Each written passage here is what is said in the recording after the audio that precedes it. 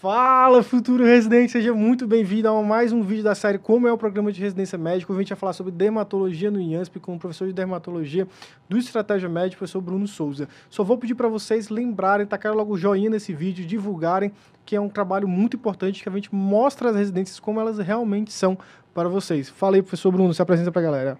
Fala aí, beleza, Joshua? Beleza, pessoal? Pronto, meu nome é Bruno Souza, sou professor aqui de dermatologia do Estratégia Med. Eu fiz minha faculdade na Universidade Federal do Vale de São Francisco, fica no interior de Pernambuco. Pernambuco? É, exatamente. Em Petrolina. E vim fazer residência aqui no Hospital do Servidor Público Estadual, né, que é o IANSP, é Instituto de Assistência Médica ao Servidor Público Estadual de São Paulo. E estamos aqui agora para te ajudar a chegar onde você quiser. Petrolina é a cidade do Carnaval? Não, né? É Olinda, né? Olinda que é... Ah, tá. Boa. Beleza. Então é por isso que você estudou bastante. Petrolina é de São João. Beleza. Deixa eu te perguntar, assim, você já começou falando do IANSP, né? Então, Instituto de Assistência Médica ao Servidor Público Estadual. Dá uma dimensão do hospital para o pessoal que não conhece o IANSP, porque eu, pessoalmente, não conhecia antes de vir aqui para São Paulo. Então, quando eu fiquei sabendo do tamanho do hospital, eu falei, nossa senhora.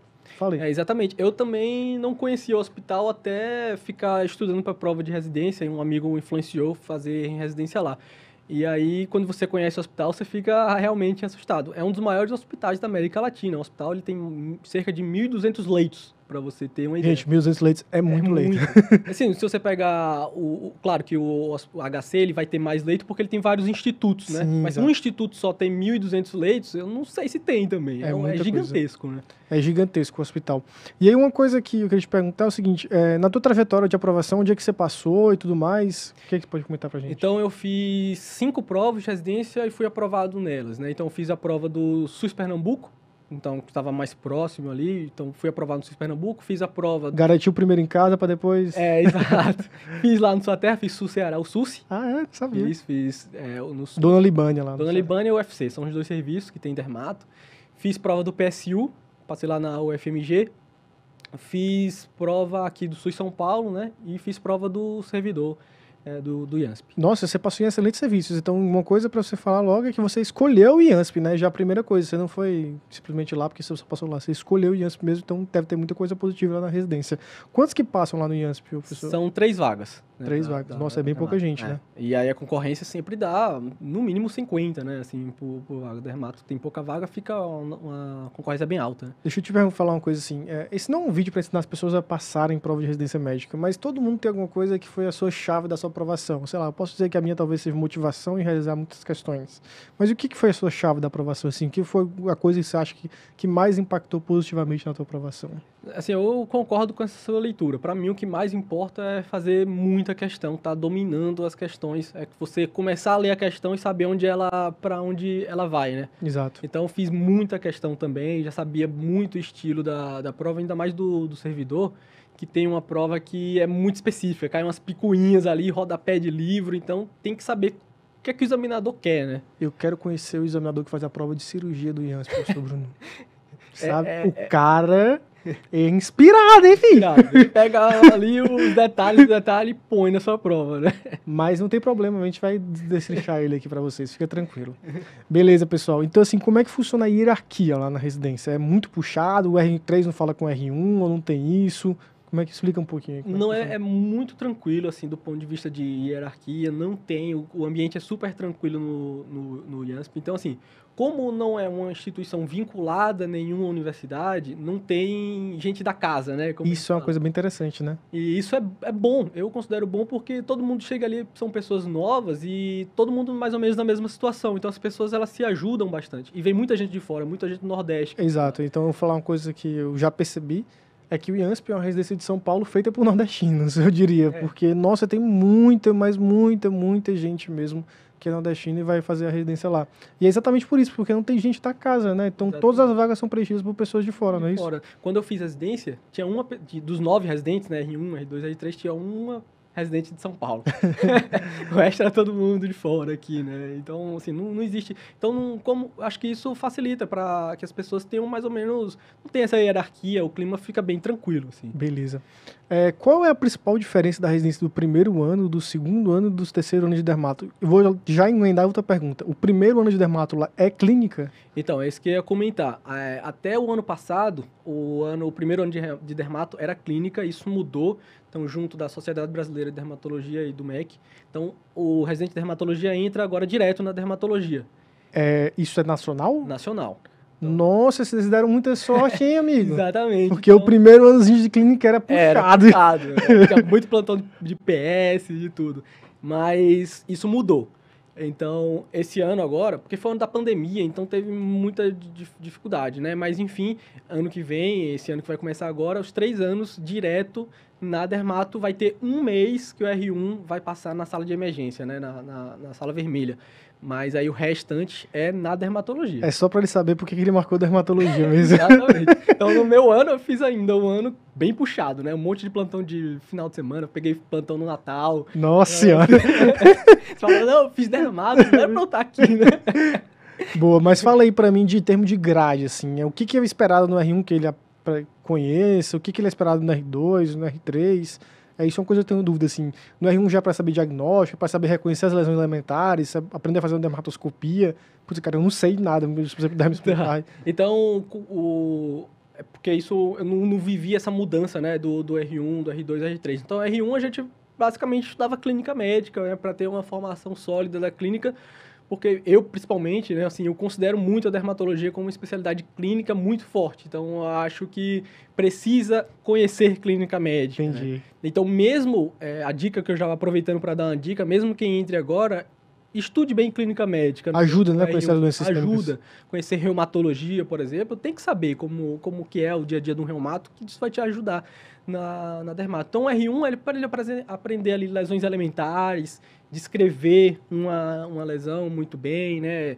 E mais diagnóstico muito típico, né? Um diagnóstico que seja muito típico, você vai saber. Mas o mais importante que eu considero no R1 você saber descrever lesão elementar e descrever uma lesão, que a gente às vezes acha que é fácil, mas não é. É muito difícil saber. Então, até hoje, assim, eu nem não sou uma pessoa tão vivida na dermatologia, mas eu vejo dermatologistas muito bem vividos, você pergunta, como é que você descreve essa lesão? E tem dificuldade. Então, saber descrever a lesão elementar, se você souber, é um grande diferencial. Assim. Boa. E o R2 e o R3, assim, quais são as atividades mais primordiais? Então, no R2, você começa a ter boas noções de procedimento cirúrgico. Né? Faz cirurgia também? A gente já começa lá. A gente faz 2 meses de cirurgia no R2 e 2 meses de cirurgia no R3. Então, são 4 meses no total de cirurgia.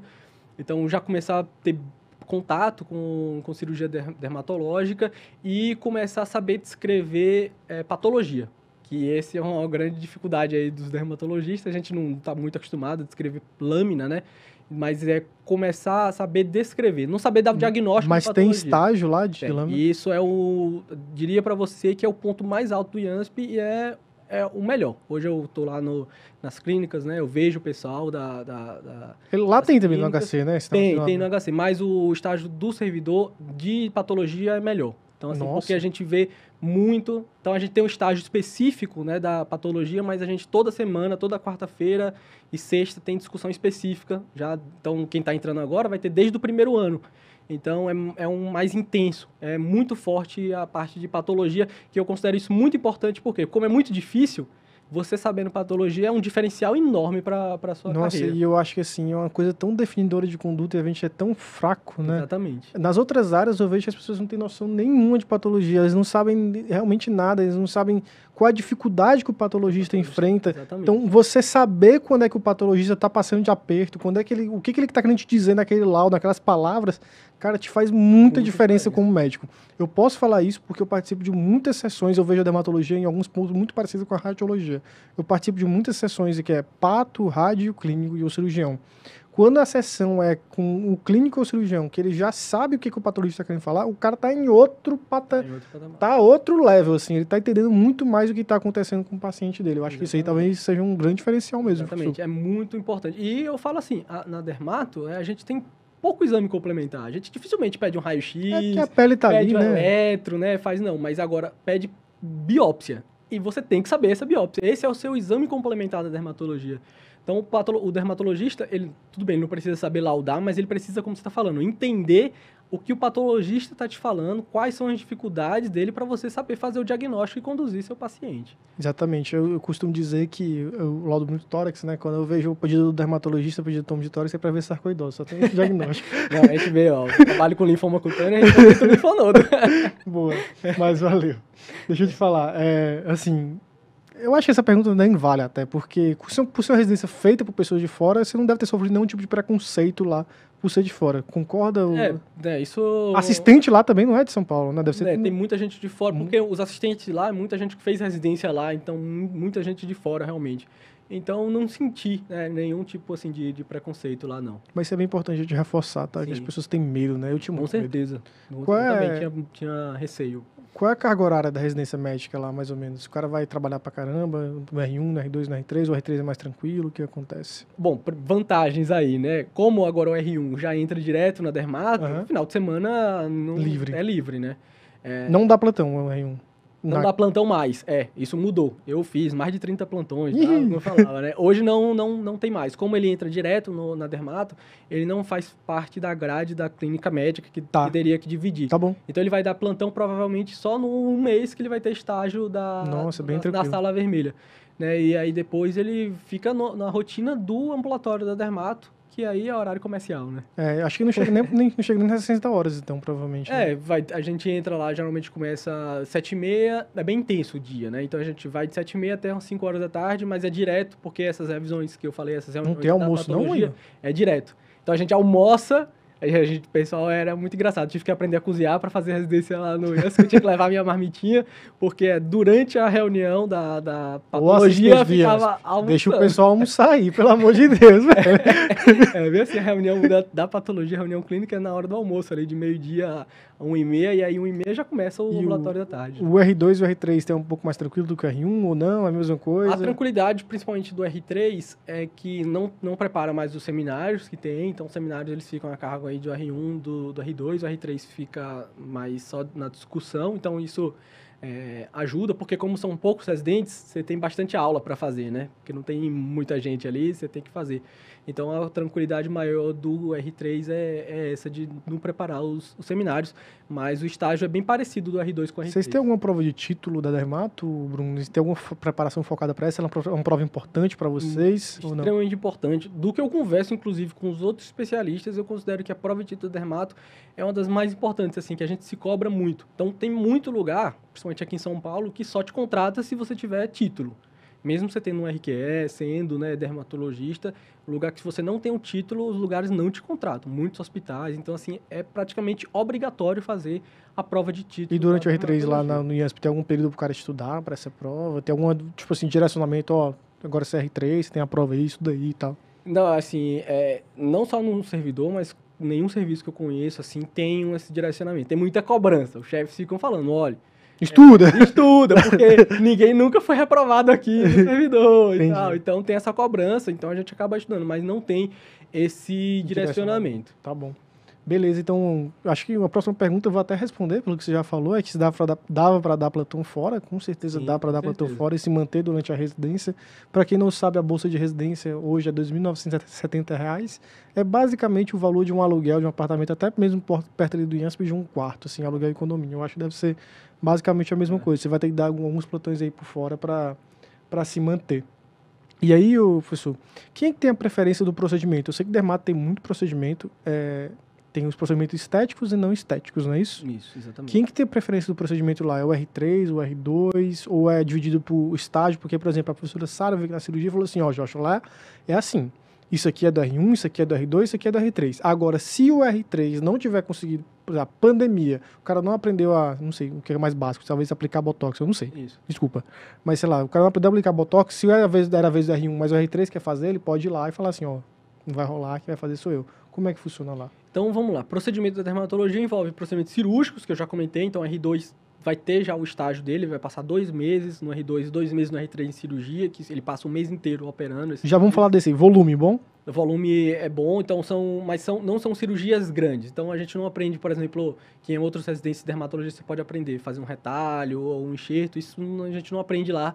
Mas tem um volume grande do dia a dia, que é cisto, lipoma, melanoma, CBC, que é o que importa. Sai tranquilo. Que é o que importa, que é o que eu faço hoje na minha prática. Então sai tranquilo, com bastante segurança. Beleza, tá bom. Fazer isso.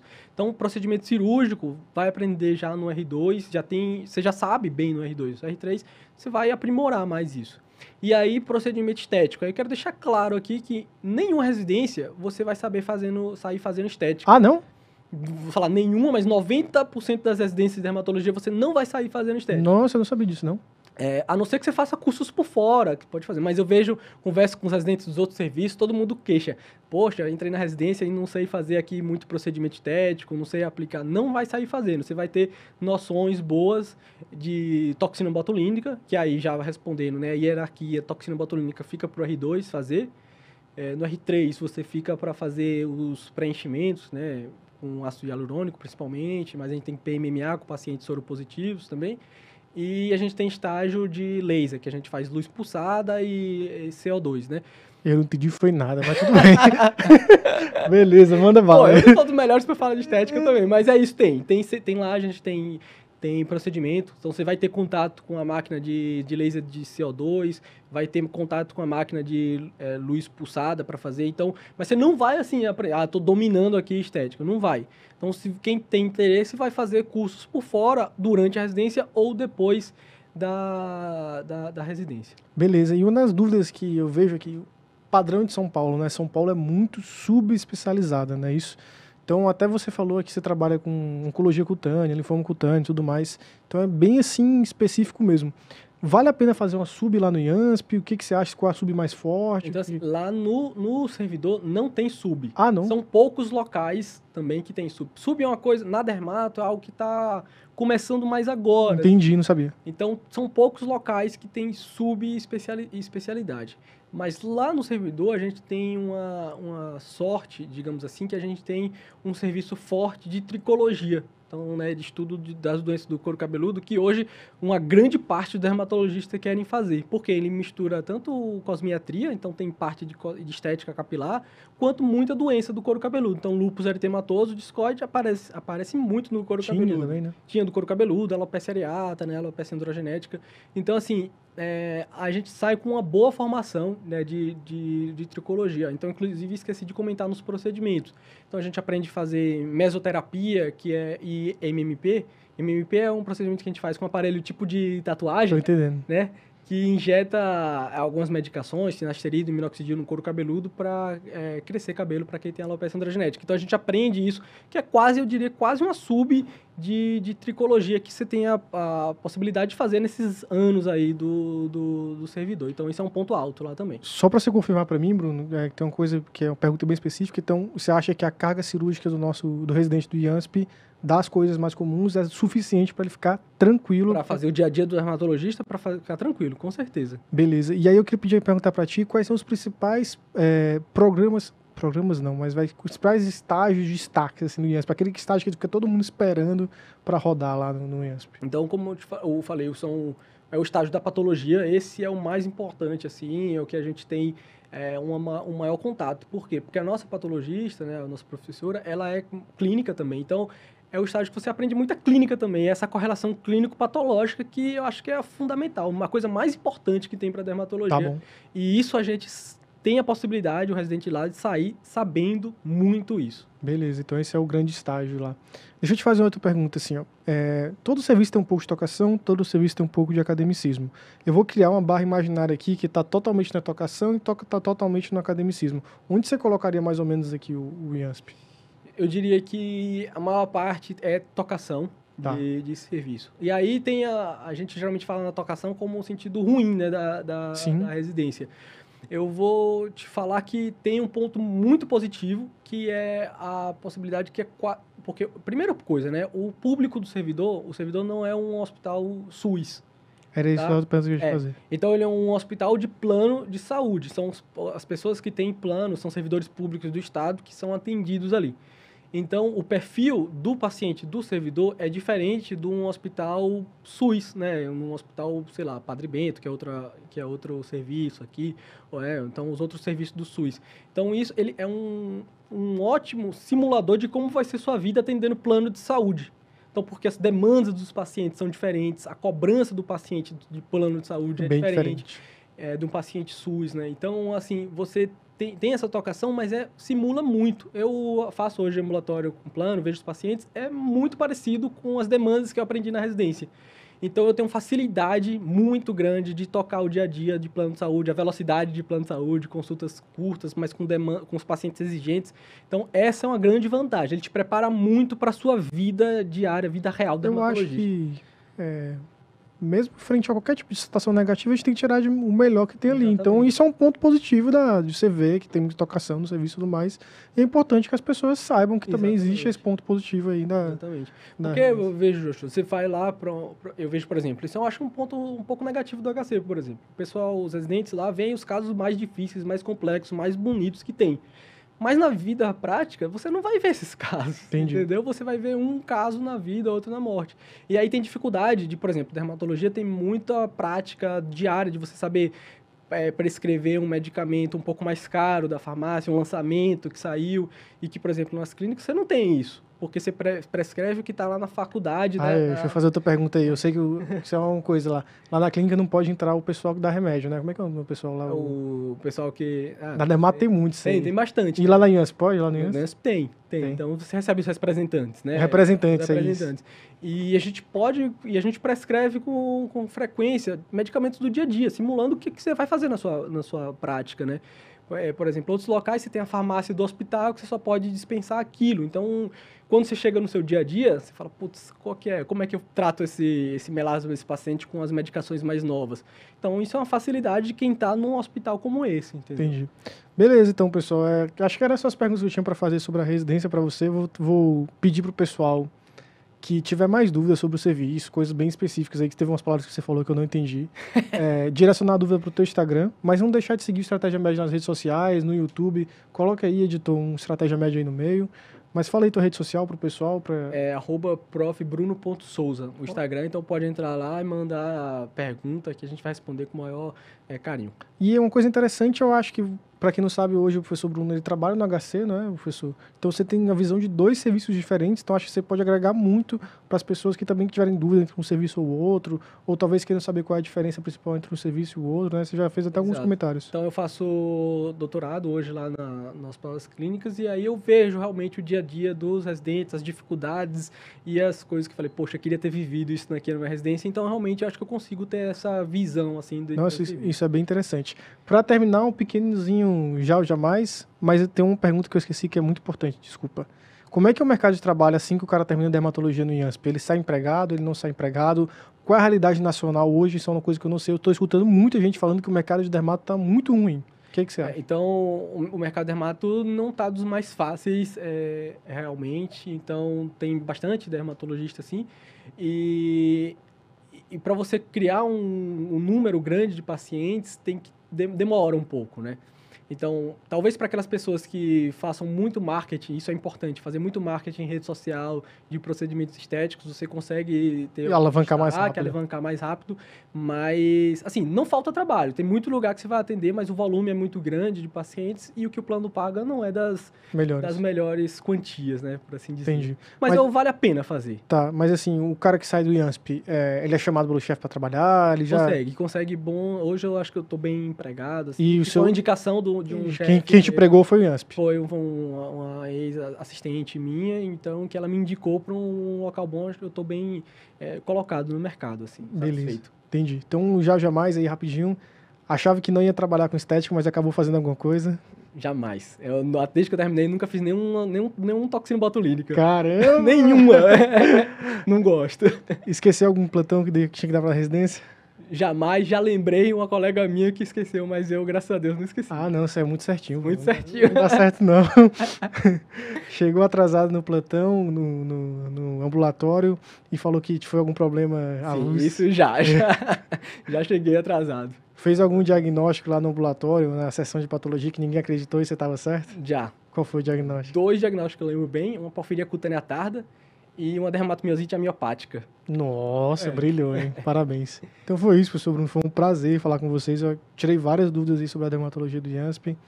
Tchau, tchau, pessoal. Agradeço muito a visita de vocês e a gente se vê na próxima. Deixem aí a dúvida de qual próximo programa de residência vocês querem que a gente fale.